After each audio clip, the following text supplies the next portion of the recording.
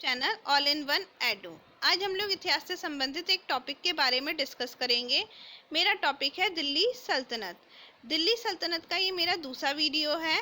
पहले वीडियो में हम लोगों ने डिस्कस किया था इसके विभिन्न वंश और गुलाम वंश के एक लीडर कुतुबुद्दीन ऐबक के बारे में। ये मेरा दिल्ली वंश गुलाम वंश का पार्ट 2 है, जिसमें हम लोग इल्तुतमिश और रजिया सुल्तान और बलबन के बारे में जानेंगे। फ्रेंड्स, ये बहुत इंपॉर्टेंट टॉपिक है। इससे संबंधित एक ना एक क्वेश्चन हमारे एग्जाम्स में ज़रूर आता है, चाहे वो बीईओ का पेपर हो, यूपीएससी का पेपर हो या कोई अन्य पेपर हो जैसे लेखपाल भर्ती। तो हमें ये टॉपिक को बहुत अच्छे से समझना होगा, जानना होगा। अगर आपको मेरा टॉपिक समझ में आए, अच्छा लगे, तो आप मेरे चैनल को सब्सक्राइब कर सकते हैं, लाइक कर सकते हैं और चैनल को शेयर भी कर सकते हैं। और अगर आपको ये टॉपिक इतने आसानी से समझाऊंगी कि आप लोगों को इसे याद नहीं करना होगा, समझ करके आपको ऑटोमेटिकली याद हो जाएगा। तो चलिए स्टार्ट करते हैं। इल्तुतमिश के बारे में आज हम लोग ध्यान से पढ़ेंगे और पूरा डिटेल में समझेंगे। लेकिन इल्तुतमिश से पहले हमें समझ लेना होगा कि इनसे पहले जो थे सरदार वो कौन थे।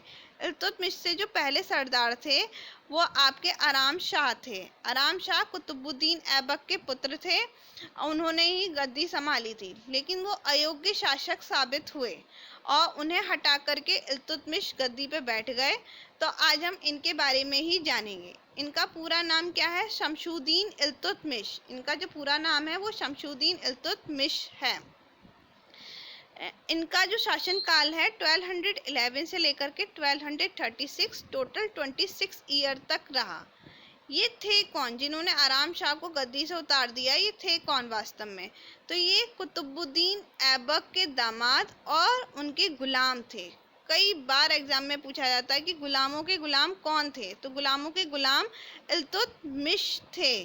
कैसे? क्योंकि कुतुबुद्दीन ऐबक भी गुलाम था और ये उनके भी गुलाम थे, इसलिए कहा जाता है गुलामों के गुलाम। गुलामों के गुलाम कौन थे? इल्तुतमिश थे।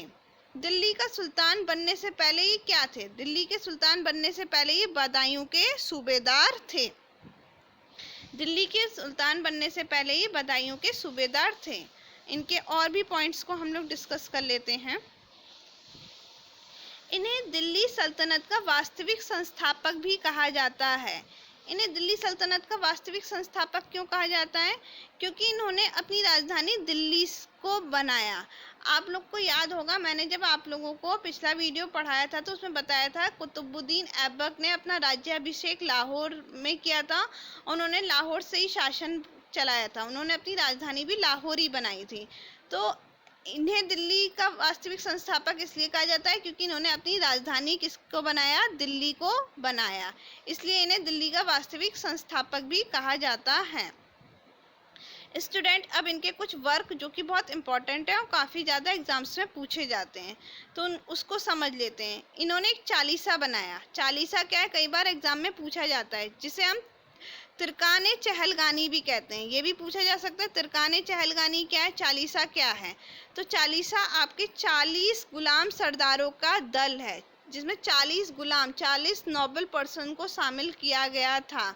उस दल को हम लोग चालीसा या तिरकाने चहलगानी कहते हैं। ये बहुत स्ट्रांग हो गया था इनके शासनकाल में। आगे आप लोग देखेंगे कैसे उसने राजनीतिक हस्तक्षेप भी करना स्टार्ट कर दिया था। तो इन्होंने एक चालीसा बनाया था। आगे बढ़ जाते हैं कुछ पॉइंट पे। नेक्स्ट है, इन्होंने इक्ता प्रणाली। इनके दो काम बहुत महत्वपूर्ण हैं जो कि अक्सर एग्जाम में पूछे जाते हैं। एक तो चालीसा के बारे में जो कि मैंने आपको बता दिया, दूसरा पूछा जाता है इक्ता प्रणाली किसने शुरू की थी? तो इक्ता प्रणाली भी इल्तुतमिश ने ही शुरू की थी। अभी इक्ता प्रणाली है क्या? इक्ता प्रणाली तनख्वाह के लिए जो धन दिया जाता था उसके स्थान पे इन्होंने भूमि देना शुरू कर दिया। तनख्वाह के स्थान पर भूमि देना शुरू कर दिया। तनख्वाह के में जो धन दिया जाता था उसके स्थान पे इन्होंने भूमि प्रदान की। इसी को इक्ता प्रणाली कहते हैं। और इक्ता प्रणाली की शुरुआत किसने की थी? इल्तुतमिश ने की थी। इन्होंने कुछ सिक्के चलवाए। उन सिक्कों के बारे में भी हमें जानना होगा। ये पहले तुर्क शासक थे जिन्होंने शुद्ध अरबी के सिक्के चलवाए। इन्होंने कौन कौन से सिक्के चलवाए? एक चांदी के टंका के बारे में पूछा जाता है कि किसने चलाया, तो चांदी का जो सिक्का था उसे टंका कहा गया, और जो तांबे का सिक्का था उसे जीतल कहा गया। तांबे के सिक्के को जीतल कहा गया, ये इन्होंने टंका और जीतल स्टार्ट कराया। नेक्स्ट है कि इन्होंने, मैंने आपको पिछले भी वीडियो में बताया था, कुतुब मीनार की जो स्टार्टिंग थी वो कुतुबुद्दीन ऐबक ने की थी, लेकिन इसे कंप्लीट किसने कराया था? इल्तुतमिश ने। इल्तुतमिश ने ही इसे कंप्लीट कराया था। कुतुब मीनार को किसने कंप्लीट कराया था? इल्तुतमिश ने।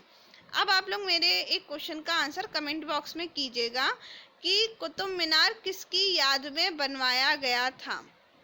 ये आप मुझे बताइएगा किसकी मेमोरी में कुतुब मीनार बनवाया था? कुतुबुद्दीन ऐबक ने, और इसको कंप्लीट इल्तुतमिश ने कराया था। ये पॉइंट आप लोग आराम से याद रखिएगा, बहुत ही इंपॉर्टेंट पॉइंट है। इल्तुतमिश की मृत्यु, देखिए इल्तुतमिश अपनी पुत्री रजिया सुल्तान पे बहुत भरोसा करता था, तो इसीलिए मैंने यहाँ पर रजिया का पिता लिख दिया है। आ जाते हैं इल्तुतमिश की मृत्यु।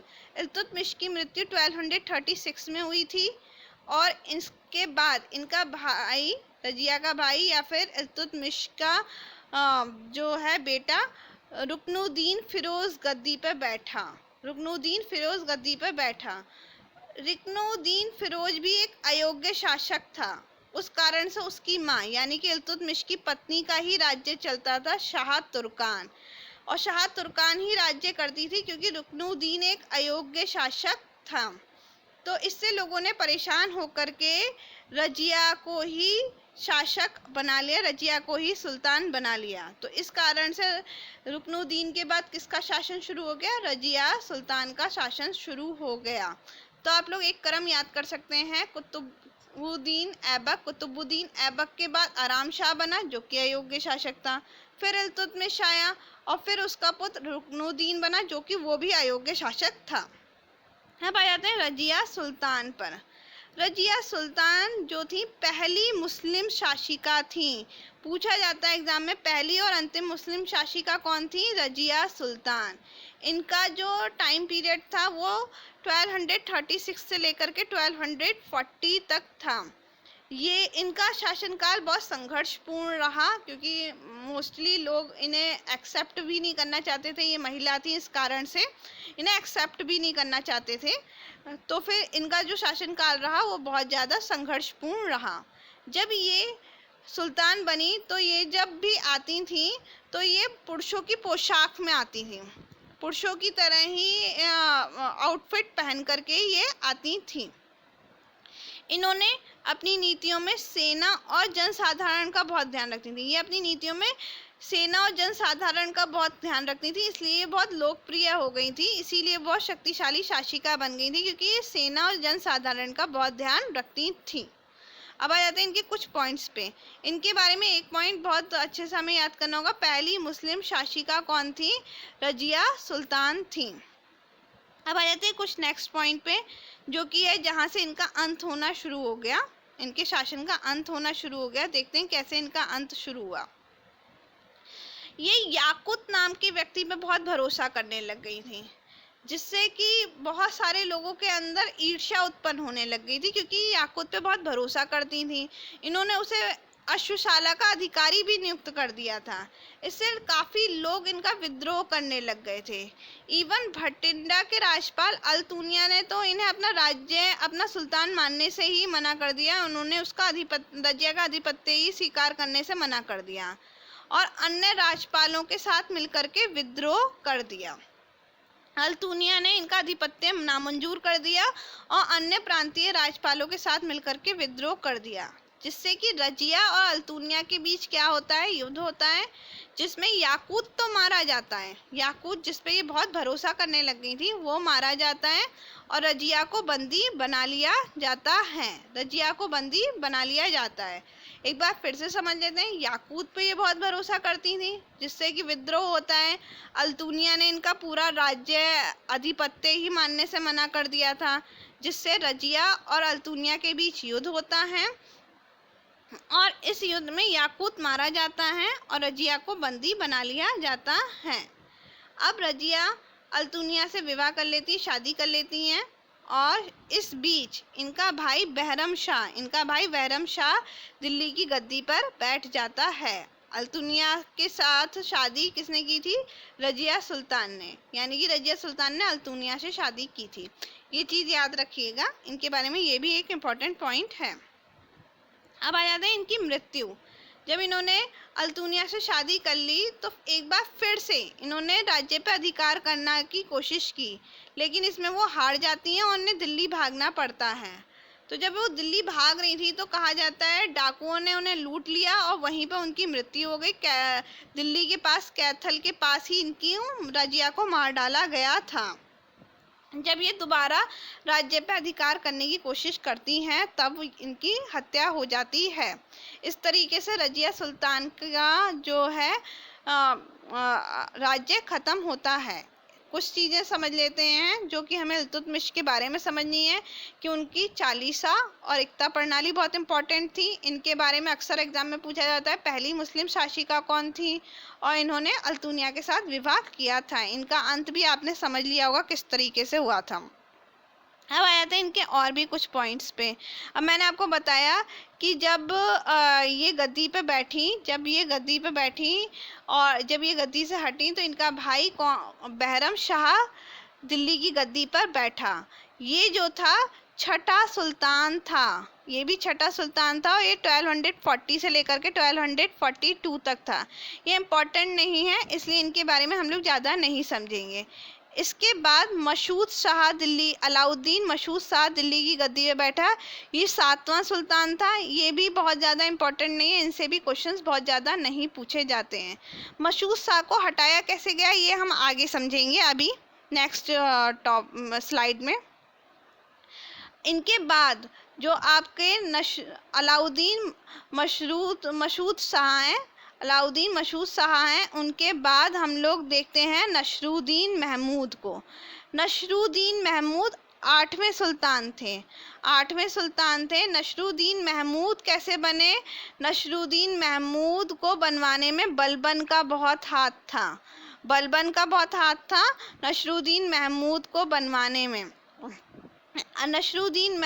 बनवाने में आपका बलबन का हाथ था। उन्होंने उसे षड्यंत्र के तहत मशहूद शाह को हटाकर नसरुद्दीन महमूद को सुल्तान बनाया। अब आ जाते हैं एक और इनके टॉपिक्स पे जो कि नसरुद्दीन महमूद के बारे में है। बलबन ने अपनी पुत्री का विवाह नसरुद्दीन महमूद के साथ करवाया था और ये एक ऐसे सुल्तान थे जिनकी हालत इतनी ख़राब हो गई थी अंतिम समय में कि ये टोपी सी करके अपना जीवन निर्वाह करते थे। इन्हें अपना जीवन निर्वाह करना पड़ा था और इनका जो टाइम पीरियड है 1246 से लेकर के 1266 तक था। तो ये कैसे बने थे? जो सुल्तान थे कैसे बने थे? बलबन के षड्यंत्र के कारण। और इसके बाद बलबन ने अपनी पुत्री का विवाह भी इन्हीं से कर दिया। इनके बाद जो शासक बने वो बने बलबन। अब इनके बाद जो शासक बने वो कौन से बने? बलबन के बारे में हम लोग को पढ़ना होगा और ये काफ़ी ज़्यादा इम्पोर्टेंट हैं। इस टाइम पीरियड के जो शासक थे, गुलाम वंश के जो शासक थे, उसमें बलबन बहुत ज़्यादा इम्पोर्टेंट है। अब गयासुद्दीन बलबन के नाम से दिल्ली की गद्दी पे बैठे और इनका टाइम पीरियड 1266 से लेकर के 1287 तक थे। ये इल्तुतमिश के गुलाम थे। ये कौन थे? इल्तुतमिश के गुलाम थे, यानी कि इल्तुतमिश के टाइम पीरियड से ही थे। और आपको मैंने पहले ही बताया कैसे इन्होंने एक सुल्तान को अपनी कॉन्स्पिरेंसी से, मतलब कि अपने षड्यंत्र से हटाया भी था। अब आ जाते हैं दूसरी चीज़, इनके बारे में कुछ पढ़ लेते हैं कि ये चालीसा जो कि बहुत इंटरफेयर करने लग गई थी, इसे इन्होंने पूरी तरीके से नष्ट कर दिया क्योंकि उसका दखल सत्ता में बहुत ज़्यादा बढ़ गया था।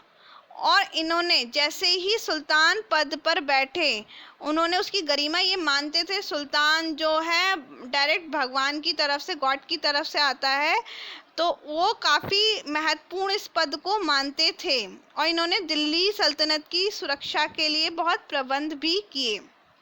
इनकी एक और फेमस नीति जो थी वो थी रक्त और लौह की नीति, यानी कि बहुत ही दमनपूर्ण शासन करने पर बिलीव रखते थे और सुल्तान पद की प्रतिष्ठा के लिए इन्होंने रक्त और लौह की नीति अपनाई। पूछा जाता है एग्जाम में, ये वाला पॉइंट बहुत इंपॉर्टेंट है। रक्त और लौह की नीति किसने अपनाई? रक्त और लौह की नीति बलबन ने अपनाई थी। आ जाते हैं इनके कुछ और पॉइंट पर जो कि हैं, एक इन्होंने ईरानी परंपरा के अनुसार जो है इन्होंने सिजदा और पैबोस ये दोनों चीज़ों को शुरू कराया था। अब सिजदा क्या होती है? सिजदा के अंतर्गत जो भी है भूमि पे पूरा लेट करके अभिवादन करना पड़ता है, भूमि पर लेट करके अभिवादन करना पड़ता है। और पैबोस में सुल्तान के चरण को चूमना पड़ता है। ये दो चीज़ें इन्होंने शुरू कराई थी, सिजदा एंड पैबोस। आप लोगों से पूछा जा सकता है इन दोनों का मतलब क्या है। इन्होंने एक त्यौहार नौरोज भी शुरू कराया था। अब नेक्स्ट है, इन्होंने मंगोलों के आक्रमण से दिल्ली की रक्षा करने में भी सफल रहे थे। ये मंगोल के आक्रमण से दिल्ली की रक्षा करने में भी सफल रहे थे। मंगोल का जो अटैक हुआ था इसमें भी ये काफ़ी ज़्यादा सफल रहे थे बलबन। आपको मैं एक और बात बता दूं, इल्तुतमिश जब गद्दी पे बैठे थे तभी भारत पर मंगोलों का आक्रमण शुरू हो गया था। जब ये क्वेश्चन एग्जाम में पूछा जाता है, जब भारत पे पहली बार मंगोलों का अटैक हुआ था तो दिल्ली की गद्दी पे कौन बैठा था? इल्तुतमिश बैठे थे, लेकिन दिल्ली पे आक्रमण नहीं हुआ था तो उन्होंने उसमें भाग नहीं लिया था। लेकिन ये क्वेश्चन पूछा जाता है कि जब मंगोलों ने भारत में आक्रमण किया था तो दिल्ली की गद्दी पे कौन बैठा था? इल्तुतमिश। लेकिन धीरे धीरे करके मंगोलों का आक्रमण बढ़ता चला गया और जब दिल्ली की रक्षा करने में बलबन ने काफ़ी सफल रहे थे। अब दो प्रसिद्ध कबीर अमीर खुसरो और अमीर हसन इनके ही दरबार में रहते थे, तो ये भी एक इम्पॉर्टेंट पॉइंट है। नेक्स्ट आ जाते हैं इनकी मृत्यु। गयासुद्दीन बलबन की मृत्यु के बारे में समझ लेते हैं। कहा जाता है मंगोल के आक्रमण में इनका पुत्र जो है मोहम्मद मारा गया था, जिससे इन्हें बहुत आघात पहुंचा था, बहुत ज़्यादा आघात पहुंचा था। इस कारण से इनकी मृत्यु हो गई 1286 में।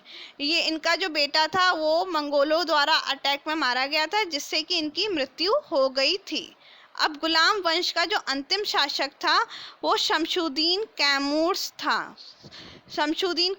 था। इनके बारे में भी हमें बहुत कुछ नहीं पढ़ना है, हमें सिर्फ फौरी लीडर के बारे में अच्छे से पढ़ना है, उसी से क्वेश्चंस आते हैं। एक तो कुतुबुद्दीन ऐबक, इल्तुतमिश, थर्ड है रजिया सुल्तान और फोर्थ है बलबन। अब देख लीजिए ये सारे सुल्तान हैं जिनके बारे में दिया गया है, जिनके बारे में हम लोगों ने डिस्कस किया था। कुतुबुद्दीन ऐबक, इनके बारे में हमने ध्यान से पढ़ा था। उनके बेटे आराम शाह बने थे, जिनके बारे में हमें बहुत नहीं पढ़ना है। फिर इल्तुतमिश, इनके बारे में हमें पढ़ा था। फिर इब्नुद्दीन फिरोज, इनके बारे में भी हमें नहीं पढ़ना है, ज़्यादा कुछ नहीं समझना है। फिर रजिया सुल्तान बनी, इनके बारे में हमने डिटेल में पढ़ा था। फिर जो बहराम शाह बने जो कि बहुत ज़्यादा इम्पॉर्टेंट नहीं है, मशहूद शाह भी बहुत ज़्यादा इम्पॉर्टेंट नहीं है, महमूद भी बहुत ज़्यादा इम्पॉर्टेंट नहीं है। फिर हमने बलबन के बारे में पढ़ा और लास्ट हमें कैमूर्स के बारे में याद रखना पड़ेगा। तो ये हमारा गुलाम वंश था जो कि कंप्लीट हो गया है। मैं नेक्स्ट वीडियो में इससे रिलेटेड क्वेश्चंस लेकर आऊँगी। और मेरा वीडियो देखने के लिए धन्यवाद। अगर आपको अच्छा लगा हो तो लाइक, शेयर और सब्सक्राइब कीजिएगा। Thank you.